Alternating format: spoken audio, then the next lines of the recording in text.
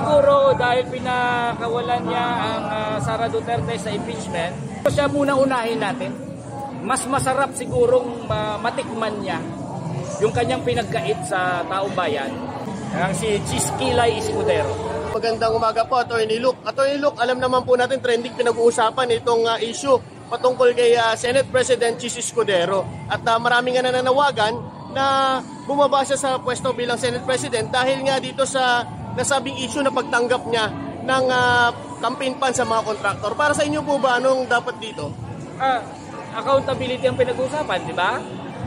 Paano naman natin itataguyod ang accountability kung yung mga nasa pwesto corrupt?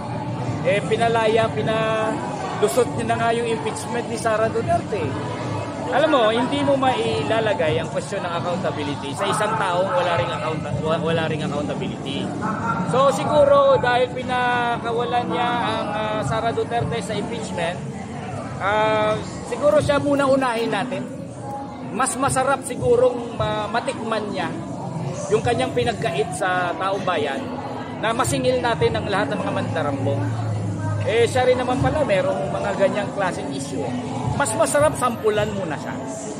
Ang si Chis Kilay Escudero.